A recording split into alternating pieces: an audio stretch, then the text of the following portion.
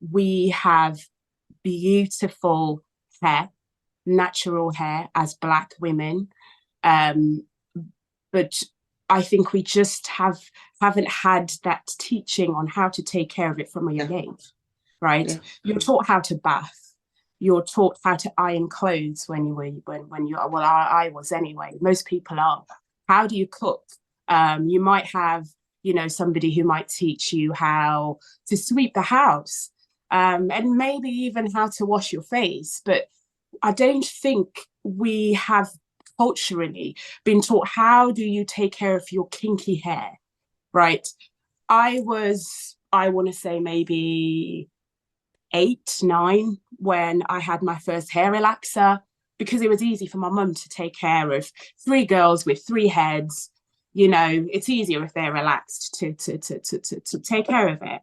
But I think a lot of what we need as Black women is the education. How do you, if you are to wear a wig and that is your choice, which is fair enough, how do you look after your own hair? Because I think you have to own that part of yourself. If you're going to invest in hundreds of pounds of makeup, well, why aren't you doing the same for the hair underneath that wig, or your hair underneath those braids? So when we talk about the lack of education in terms of how we are to look after our own hair, I think a lot of it is, I won't even say social media because social media is recent. It's just historic, where people think Afro hair isn't, some people think it's scruffy, some people think it's difficult to take care of, which in part it is because there's a lot of work that you need to do.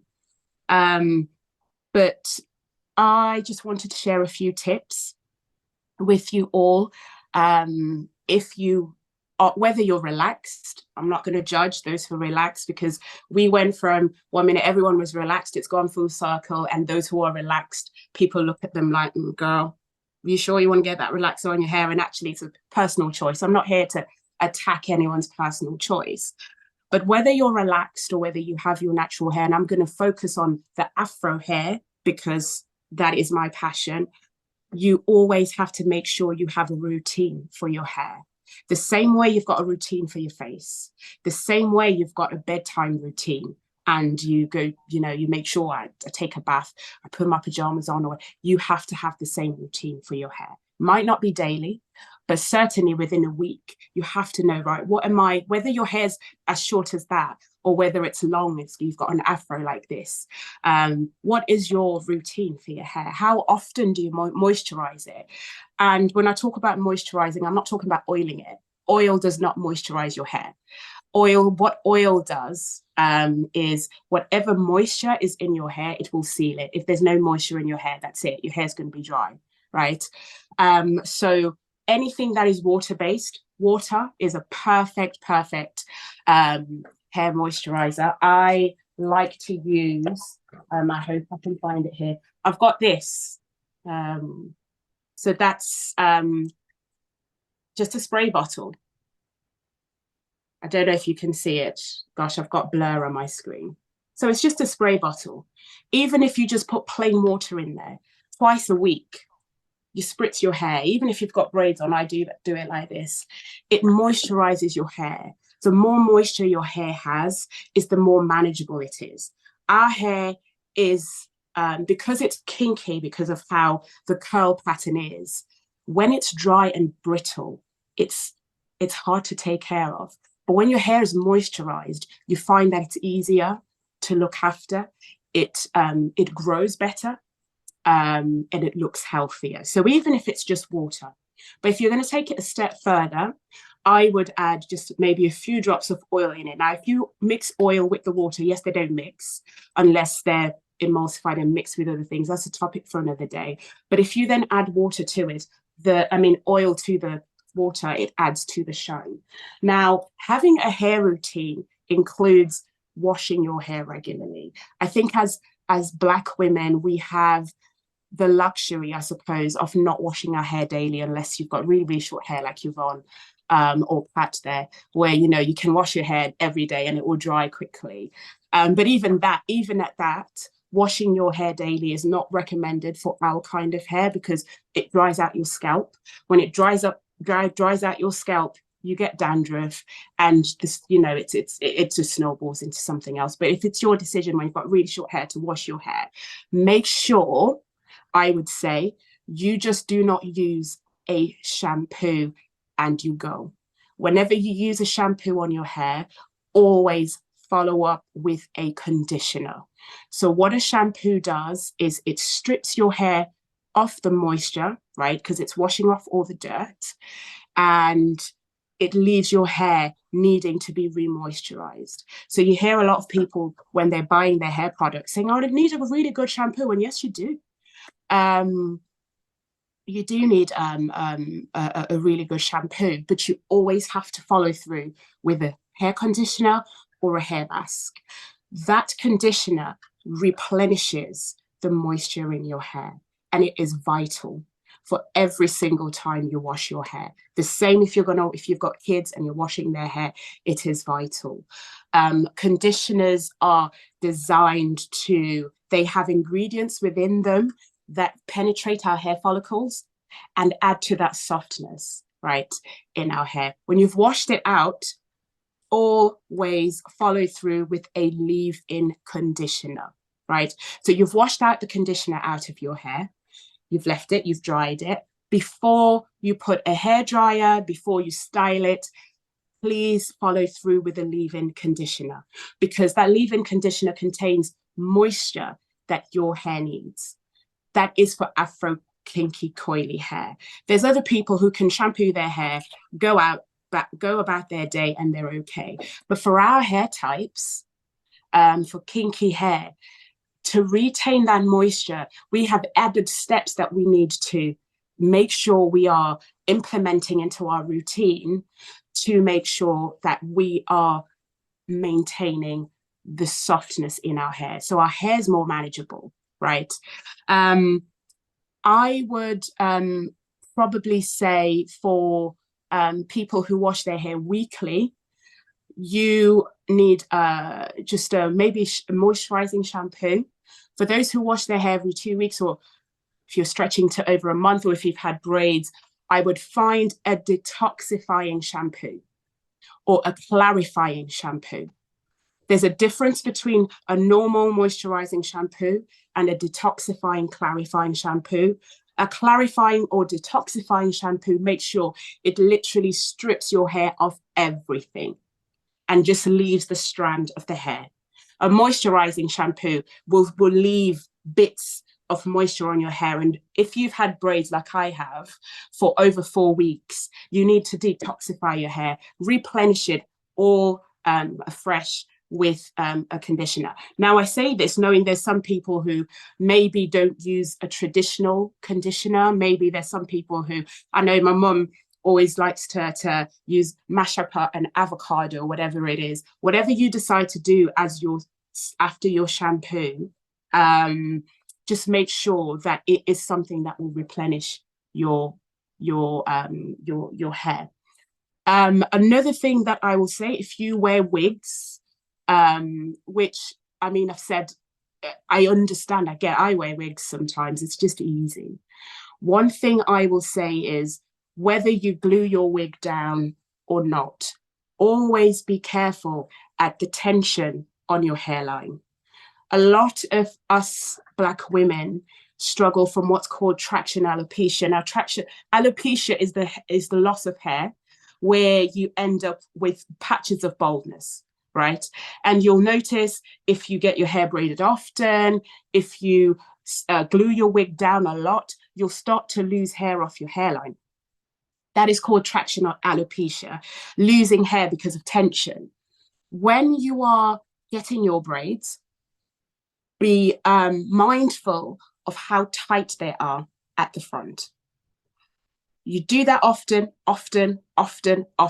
before you know it, you've lost your hair. And there are ways to restore traction alopecia, sort of to revive your hairline, but that's kind of long term. So be careful in terms of the tension, right? That you're getting, even when you're being braided. If it means you're holding it down like this so that there's not a lot of tension on your hair. If you're going to wear a wig and you are gluing it down, try not to glue down your wig often, because the more you glue it down, the more you take it off. You are taking off baby hairs, baby hairs, baby hairs. Before you know it, your hairline is receding. And then you're going to then need to depend on a wig because you've got no hairline. So those are the things that I totally get why people would glue down their hair. It's not, I mean, when you've got your wig and it's all snatched, it looks pretty.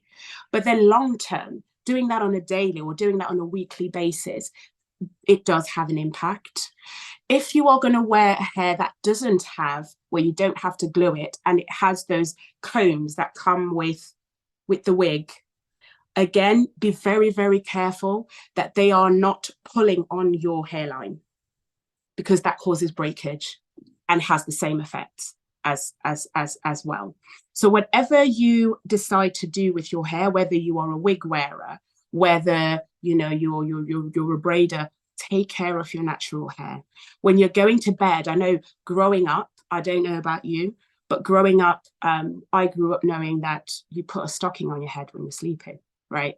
That's just what we do. And what we are never told is that when you put a stocking on your head, the fabric in a stocking sucks up the moisture from your hair. It's the same way a traditional pillowcase sucks up the moisture from your hair. So even if you've done all these steps, when you then put a stocking on your head, you've just undone it. So all the moisture that you've been building up has been sucked up by this cotton pillowcase. It's been sucked up by this stocking. So invest in a hair bonnet, a silk hair bonnet. They're cheap. If you're here in the UK, they are cheap. I'm sure even in Zimbabwe, I've seen $1 for $2. They are cheap. Satin pillowcases are cheap. If you go to Primark, you can get a pack. Just anything where you can retain the moisture. If you're one of those people who has to tie their hair, find a satin scarf, find a silk scarf if you can afford it. But stockings, just be mindful. They will suck up the moisture from your hair, and also the friction between your hair and the stocking adds to breakage. These are things that we're not taught regularly, or unless you bumped into a YouTube channel, somebody talking about it. They're not things that we, on a daily basis we are done. So that is, a basic, simple step that can help you in this journey of looking after your own natural hair, because it's hard. Oh my gosh, it's hard. Especially if you've got Afro kinky hair, it's hard. Then there are the stereotypes that we face as Black women, which our children face, which is probably the reason why they then end up, wanting to have wigs all the time. I don't think we embrace that natural look enough. When we do, it's connotated to, being an African woman, when actually I'm a woman. Before I'm an African woman, I'm a woman. It's not that, it's girl power or whatever. It's just me embracing my look. The same way, if I'm wearing a wig, I'm still a woman. And having that, the confidence to wear your hair out starts from the routine of taking care of it. Having long hair doesn't mean your hair is healthy. Some people naturally have long hair, and actually the ends are so frizzy. It's so thin. So having long hair does not equate to that hair being healthy. You can have really short hair and that hair is very, very healthy. It's just how you take care of it, how you own it, how you embrace it. There's absolutely nothing wrong with our own natural hair, but we need to know how to take care of it, and also have the tools, right? So if you're washing your hair, we'll talk about tools, hair tools for a minute. I would encourage everyone to, at least if you've got hair, maybe that's longer than that, and I'll keep pointing at Auntie Pat and Yvonne there, because they're right there on my screen and they've got short hair. If your hair's longer than that, then I would say whenever you're styling your hair, find a wide tooth comb. And I think I've got one here, sorry. Find a wide tooth comb. Gosh, this blur. I don't know if you can see it. Yeah?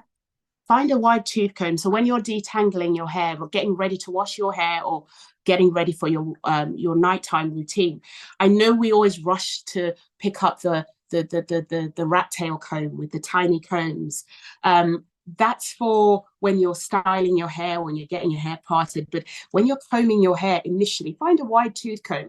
That won't have a lot of impact on your hair. When you're talking about sort of your tools, I know I mentioned the spray. Have hair clippers to hold your hair apart, just so it doesn't snag. So, and take your time when you're taking out braids. Don't just kind of rack into it because you're breaking your hair. I know, but sometimes time is very, very expensive. But then the knock-on effect is you not having hair that you're confident in. So the same way you'd go to a spa to look after your body, take your time and invest in your natural hair. I don't know if anyone's got questions. I know I've rambled on a little bit there, but if anyone's got questions, then I'm happy to answer them. Yep, there's a question in the comment section which says, is a moisturizer the same as a conditioner? No, they're two different things. So a moisturizer is something that you use in between your hair washes. So during the week. So let's just say I've spritzed my hair. I would reach out to a hair moisturizer. So a moisturizer is a leave-on product. A conditioner, you wash it off. You don't leave it on unless it's a leave-on conditioner or leave-in conditioner. But moisturizer and conditioner are different. Bridget, Bubbly Bee, I still call you Bubbly Bee. She says she's been unkind to her crown, and thank you so much for sharing that. Personally, I was just thinking about it as well. I'm one person who's like, you know what, it's difficult, so I'm not gonna bother. Like my hair, I don't know, maybe it's my pain threshold, but I struggle with my natural hair. So what I've just realized is that I then tend not to take care of it, like what you're saying, giving it some TLC, washing it, using silk bonnets and all of that. I don't do that. So this is quite eye-opening for me. And I've got a daughter who's got very, very kinky hair. And my question is, normally when I'm washing her hair, I wash it, usually I twist it. I wash it, then I twist it so that by the time I finish the whole process, it's not all kinky and difficult to comb it. So how would you do it if you're dealing with very, very, we call it hard mashona type? Yeah, I think that process is good. So that's sectioning your hair while you're doing it, and then you're doing it section by section. Is that correct?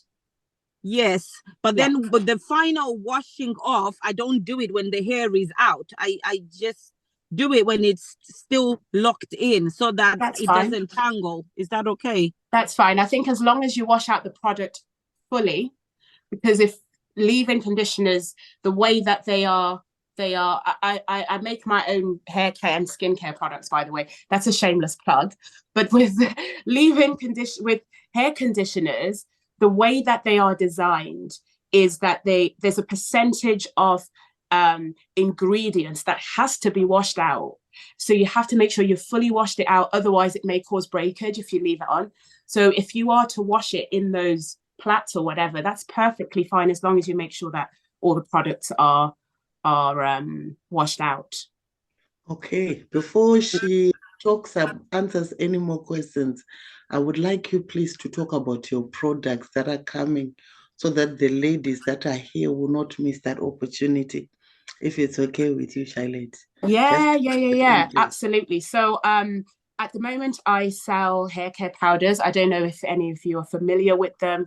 So they're like herbal powders. If you've heard of amla powder, if you've heard of aloe vera powder, so I sell those. But like I say, I make my own skincare and hair care products, and I've got some hair care products that are coming out very soon. I think by the end of December, I should have those, and I'll be having a launch. So I'll have a shampoo, a conditioner, curler activator. So if any of you want any samples, as long as you're on this platform, I'll send the samples out in December. Maybe reach out to Auntiey Mimiey, because I don't have all of your, or I can give you my page, and you can just send me your message, and I'll send over some samples, and you can try them out. Appreciate your feedback as well, so I can make them better. But my handle is Wevu, so WEHVOO. So that's Wevu Beauty, as in Wanawevu. But then it's spelled WEHVOO. That's on Facebook and Instagram. So I'll be launching my shampoo, my conditioner, my leave-in conditioner, as well as a curl activator, which will be coming soon. So yeah, I'd love to send you some samples to try them out. And Priscilla, I can send you something as well, and you can tell me how it is for your daughter with her kinky hair, because I've got Afro kinky hair. It's very, very hard and shona. And I think it works great, if I can say so myself. Thank you so much, Shylet. Guys, this is why it's good to come to women platforms like this. Not only do you get to learn and to be inspired, but you also get to try out some products, yeah? So like now, if you get in touch with Shylet, as she's rightly said, can you please kindly just type in your social handles in the chat section, or you already did? Thank you so much. So we all can connect with her and also be able to test these samples. Absolutely. And we trust that these are good stuff, good products that all of us can utilize. Question for myself: hairline. Do you have anything tailored for hairline, please? I've got a hair oil that's coming out as well, so I can send you a sample as well.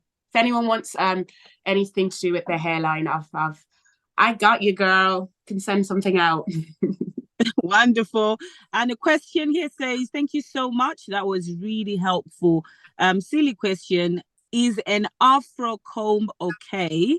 That's the first question. And secondly, do you have any recommendations of natural hair-friendly hairstylists in the UK?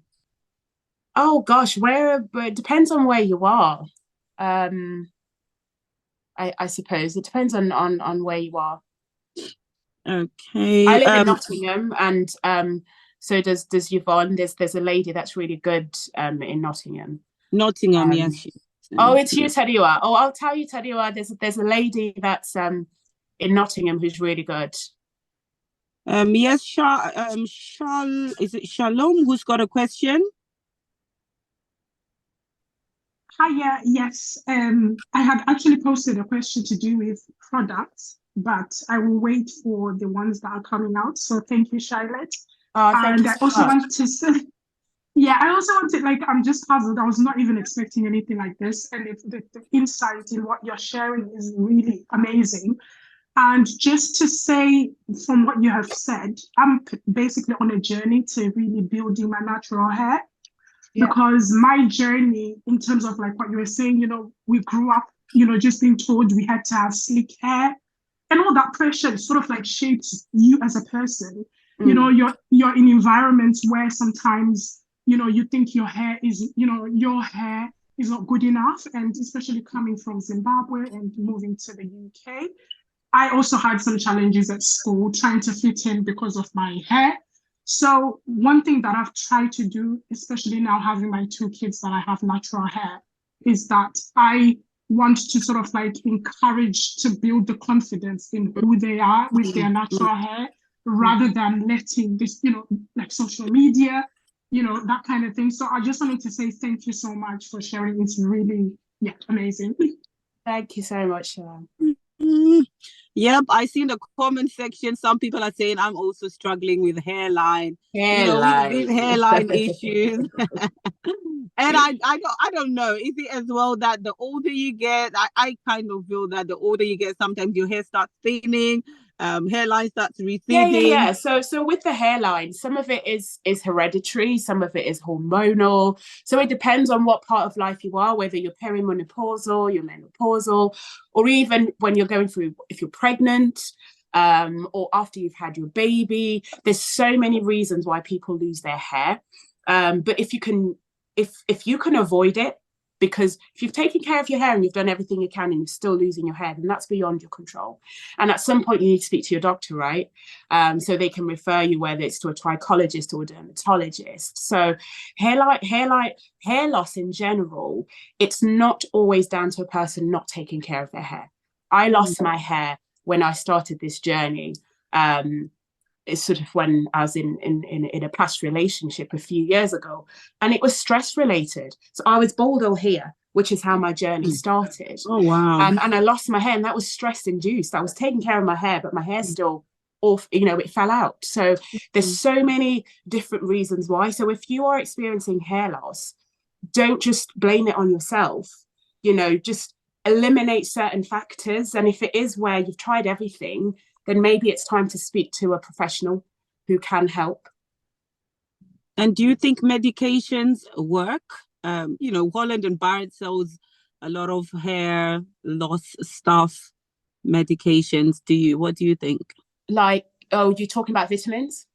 Yeah. Hair balls. Stuff, it depends. Yeah. So there are certain vitamins that are good depending on what ingredients you have in them. Horsetail extract is really good.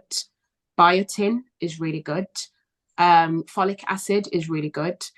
There's certain hair, especially nowadays, where you see hair gummies and things like that. Some of it is just marketing, right? But do your research. What are the ingredients that are vital for hair growth?